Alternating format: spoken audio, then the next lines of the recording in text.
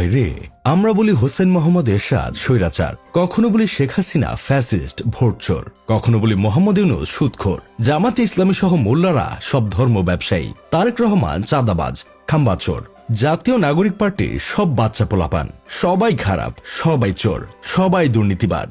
এই দেশে কেউ ভালো না, শুধু আমি ভালো।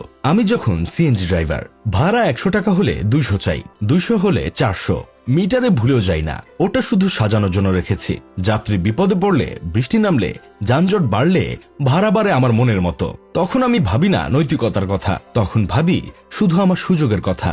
যাত্রী যত বিপদে পড়বে আমার কামাই তত ভালো হবে, এইটাই আমার নীতি। আমি যখন বাস ড্রাইভার বা হেল্পার, সরকার ভাড়া ঠিক করেছে 10 টাকা, কিন্তু আমি 30 টাকা করে নেই। কেউ কিছু বললে যুক্তি দেই, বাজারে সবকিছুর দাম বেড়েছে, যাত্রী প্রতিবাদ করলে তাকে নামিয়ে দেই, অপমান করি, ঝগড়া করি। আমি নিজেই আইন বানাই, নিজেই প্রয়োগ করি। আমি যখন মুদি দোকানদার, সরকার কোনো পণ্যের দাম 2 টাকা বাড়ালে আমি 20 টাকা বাড়াই। সুযোগ বুঝে বলি বাজারে মালের খুব সংকট, তাই দাম একটু বেশি।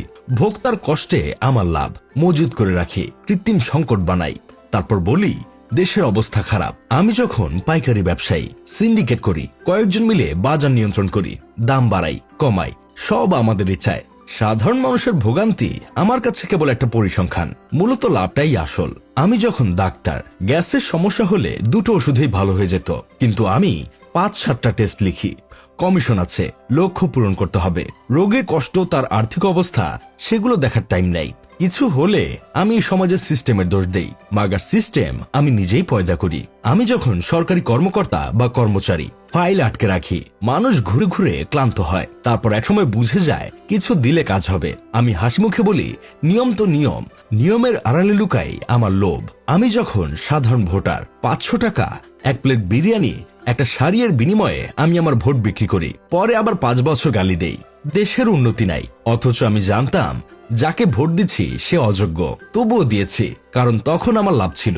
আমি যখন রাজনৈতিক কর্মী, ভবিষ্যতে চাঁদাবাজি করার আশায় নির্বাচনের সময় গায়ের জোরে কাজ করি, জানি আমার নেতা ভালো না, কিন্তু সে জিতলে আমিও কিছু পাবো, তাই আমি অন্যায়ের পক্ষে দাঁড়াই। আমি যখন নির্বাচনের দায়িত্বে থাকা লোক, টাকা খেয়ে ভোট চুরি করি, গণতন্ত্রের কফিনে শেষ পেরেকটা ঠুকে দেই, তারপর বলি দেশটা নষ্ট হয়ে গেছে। তাহলে প্রশ্ন হলো আসলে কে খারাপ? সত্যি বলতে আমরা খুব সহজে নেতাদের গালি দেই, দলকে দোষ দেই, ব্যবস্থাকে অভিশাপ দেই, কিন্তু এই ব্যবস্থাটা তো গড়ে উঠেছে আমাদের ছোট ছোট অসততা দিয়ে। বড় দুর্নীতি আসলে ছোট ছোট দুর্নীতি সমষ্টি। উপরে যারা বসে আছে তারা কি অন্য গ্রহ থেকে এসেছে? আমরাই তাদের চাটতে চাটতে উপরে তুলেছি। আমরা সবাই চাই সৎ নেতা, ন্যায় বিচার, উন্নত দেশ, কিন্তু নিজের সুবিধার জায়গায় এসে আমরা নীতির কথা ভুলে যাই। আমরা চাই অন্যরা সৎ হোক, কিন্তু আমি সুযোগ বুঝে চলা মানুষ। আমার বন্ধু কেরামতের মতে আমরা সুযোগের অভাবে সবাই ভালো মানুষ, সুযোগ পেলেই নিজেদের আসল রূপ বের হয়ে আসে।